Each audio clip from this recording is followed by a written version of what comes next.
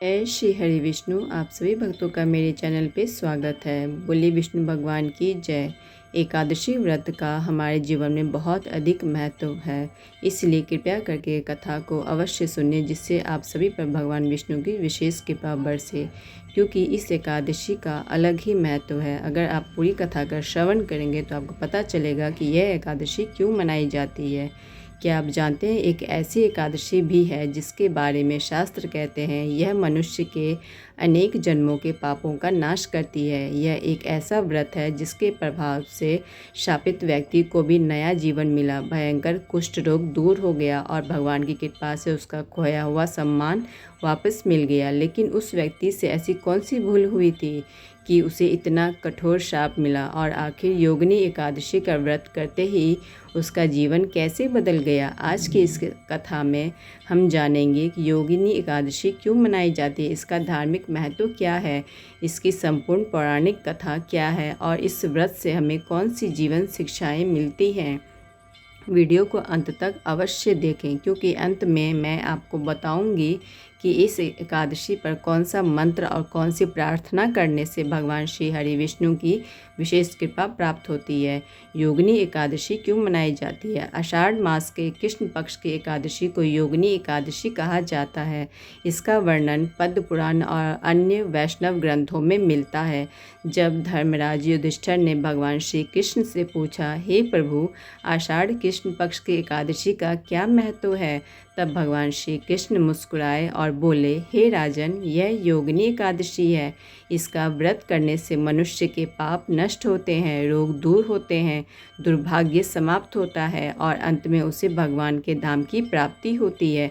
भगवान श्री कृष्ण ने कहा कि इस एकादशी का पुण्य इतना महान है कि यह हजारों यज्ञों और असंख्य दोनों के समान फल प्रदान करता है।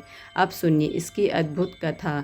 योगिनी एकादशी की संपूर्ण कथा। बहुत समय पहले धन के देवता कुबेर की राजधानी अलकापुरी थी। कुबेर भगवान शिव के अन्य भक्त थे। प्रतिदिन वे अत्यंत श्रद्धा से भगवान शिव का अभिषेक और पूजन करते थे। उनकी पूजा के लिए प्रतिदिन मानसरोवर से दुर्लभ और सुगंधित पुष्प लाते थे। यह कार्य एक यक्ष करता था जिसका नाम था हेममाली। हेममाली अपनी पत्नी विशाल लाक्षी से अत्यंत प्रेम करता था। दोनों का दाम्पत्य जीवन बहुत सुखी था। एक दिन प्रातःकाल हेममाली मानसरोवर से फूल लेकर घर पहुंचा। पत्नी से मिलते ही वह प्रेम और मोह में इतना खो गया कि समय का ध्यान ही नहीं रहा। उधर अलकापुरी में भगवान शिव की पूजा का समय हो गया। कुबेर पूजा के लिए बैठे, लेकिन फूल नहीं पहुँचे। उन्होंने सेवकों को भेजा। सेवक लौटकर बोले, महाराज, हेममाली अपने कर्तव्य को भूलकर पत्नी के साथ विलास में लीन है। यह सुनते ही कुबेर अत्यंत क्रोधित हो उठे। उन्होंने तुरंत हेममाली को बुलवाया। जैसे ही हेममाली उनके सामने पहुंचा, कुबेर बोले, जिस व्यक्ति ने भगवान शिव की पूजा में बाधा डाली, जिसने अपने कर्तव्य से मुख मोड़ लिया, वह क्षमा के योग्य नहीं है। फिर उन्होंने श्राप दिया, आज से तू भयंकर कुष्ठ रोग से पीड़ित होगा, तेरा सुंदर शरीर नष्ट हो जाएगा, तू अपनी पत्नी से भी दूर हो जाएगा और पृथ्वी पर भटकता रहेगा। श्राप मिलते ही हेममाली का शरीर विकृत हो गया। वह रोग से पीड़ित होकर अलकापुरी से निकाल दिया गया। अब उसके पास न घर था, न परिवार, न सम्मान। वह जंगलों में भटकता रहा। भूख, प्यास, कष्ट और अकेलापन ही उसका जीवन बन गया। लेकिन एक बात उसके भीतर जीवित थी, भगवान के प्रति श्रद्धा। यही श्रद्धा एक दिन उसे हिमालय पर्वत पर स्थित महान तपस्वी महर्षि मार्कंडेय के आश्रम तक ले आई। महर्षि ने उसे देखा, उनकी करुणा उमड़ पड़ी। उन्होंने पूछा, बस तुम्हारी यह दशा कैसे हुई। हेममाली रो पड़ा। उसने हाथ जोड़कर अपना अपराध स्वीकार किया। उसने बताया कि कैसे अपने कर्तव्य की उपेक्षा करने के कारण उसे कुबेर का श्राप मिला। महर्षि मार्कंडेय ने कहा, मनुष्य से भूल हो सकती है, लेकिन सच्चा पश्चाताप और भगवान की शरण हर संकट का समाधान है। फिर उन्होंने कहा, आषाढ़ कृष्ण पक्ष की योगिनी एकादशी का व्रत करो, भगवान श्री हरि विष्णु का पूजन करो, रात्रि में जागरण करो, द्वादशी को विधि पूर्वक पारण करो। इस व्रत के प्रभाव से तुम्हारा शाप समाप्त हो जाएगा। हेममाली ने पूरे विश्वास और श्रद्धा से योगिनी एकादशी का व्रत किया। उसने दिन भर भगवान विष्णु का स्मरण किया, ओम नमो भगवते वासुदेवाय मंत्र का जप किया, रात्रि में भजन कीर्तन किया। द्वादशी के दिन विधि पूर्वक व्रत का पारण किया। जैसे ही व्रत पूर्ण हुआ, भगवान श्री हरि की कृपा से उसका कुष्ठ रोग समाप्त हो गया। उसका शरीर पहले ही की तरह सुंदर और तेजस्वी हो गया। कुबेर का शाप समाप्त हो गया। उसे अपनी पत्नी विलासलाक्षी पुनः प्राप्त हुई। दोनों ने भगवान विष्णु का धन्यवाद किया और जीवन भर धर्म और कर्तव्य के मार्ग पर चलने का संकल्प लिया। तब भगवान श्री कृष्ण ने युधिष्ठिर से कहा, हे राजन, जो भी श्रद्धा और नियम पूर्वक योगिनी एकादशी का व्रत करेगा, उसके पाप नष्ट होंगे, रोग दूर होंगे, दुख समाप्त होंगे और अंत में उसे मोक्ष की प्राप्ति होगी।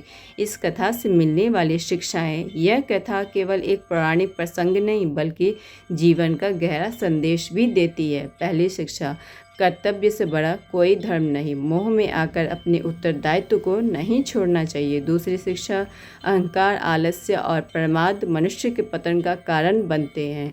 तीसरी शिक्षा, यदि मनुष्य अपनी भूल स्वीकार कर सच्चे मन से भगवान के शरण में आता है तो ईश्वर उसे अवश्य क्षमा करते हैं। चौथी शिक्षा, एकादशी का व्रत केवल अन्न त्यागना नहीं बल्कि मन, वचन और कर्म की पवित्रता का संकल्प है। योगिनी एकादशी का धार्मिक महत्व अब हम समझते हैं। शास्त्रों में कहा गया कि इस व्रत से पापों का क्षय होता है, रोगों से मुक्ति की कामना पूर्ण होती है और परिवार में सुख शांति आती है। मन को शुद्धि मिलती है और भगवान विष्णु की विशेष कृपा प्राप्त होती है। इस दिन भगवान विष्णु और माता लक्ष्मी की पूजा, तुलसी अर्पण, गीता पाठ, विष्णु सहस्त्रनाम, ओम नमो भगवते वासुदेवाय मंत्र का जप तथा दान पुण्य का विशेष महत्व माना गया है।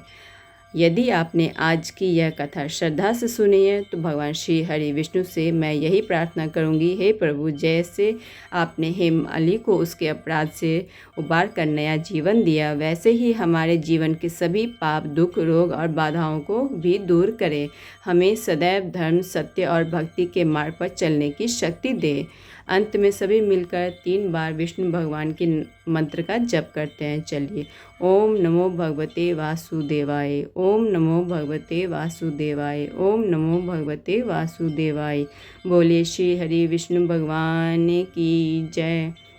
माता लक्ष्मी की जय। योगिनी एकादशी महारानी की जय।